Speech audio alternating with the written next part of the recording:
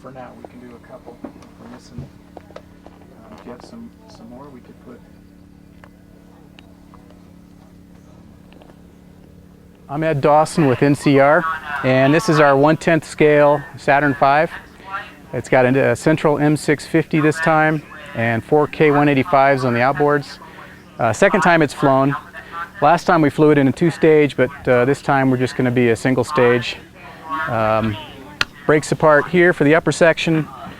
Got 2 military chutes on the main body, and then a chute coming out about 1,000 feet for the upper section. Loaded weight's about 100 pounds. Like I said, it's a 10th scale, so 12.5 inch diameter, scratch built.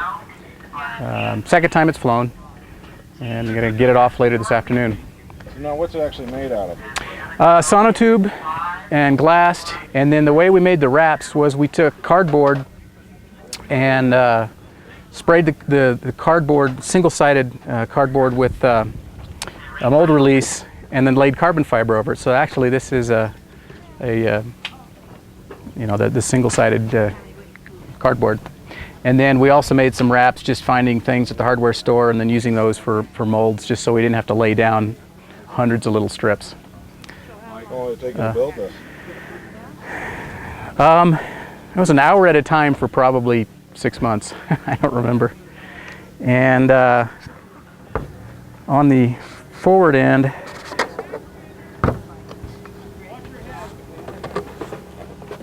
we do have a timer bay for when we fly it as a 2-stage. But like I say, this time it's just single stage. Electronics are in the nose, and about 10 pounds of nose weight, lead weight that goes right in the capsule. Okay, so when the electronics is right there. Yeah, right so there is where the electronics are at. eBay in the command module, and then nose weight right on top of the command module. And this will pop down it just as on a light chute, get it out of the way. My tuna can full of lead.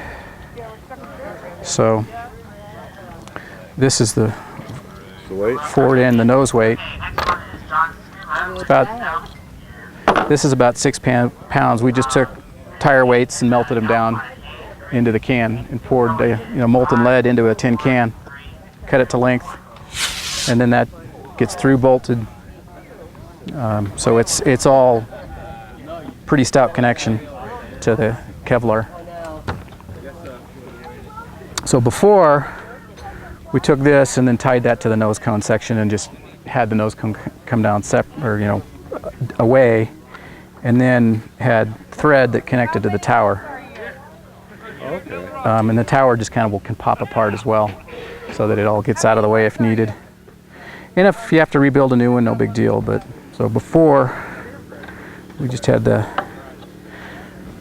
upper stage there, but we built it so that we could fly as an upper stage, or just plug that and then use an attachment point, and then just fly it as a single stage. Okay, so then where do you hook your cannons up? Oh, way back there. So then the eBay slides in here, and actually the eBay just fits right on that bulkhead. Let me grab it. So it's just kind of a non-standard eBay.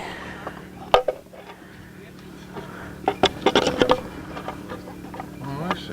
Okay. And just because you don't need,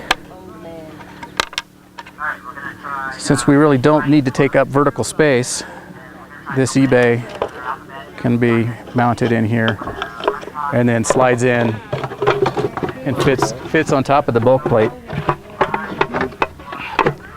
Charges go on top of that. Chutes get packed on top of that, so you're only taking up an inch and a half of space in there. That's a neat idea.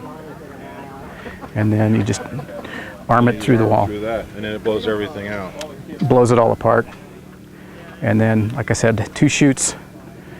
2 chutes. We were going to try and do 3 chutes on the bridle, but that's just too much chute. These are some plexiglass clear fins. I just haven't taken the protector off.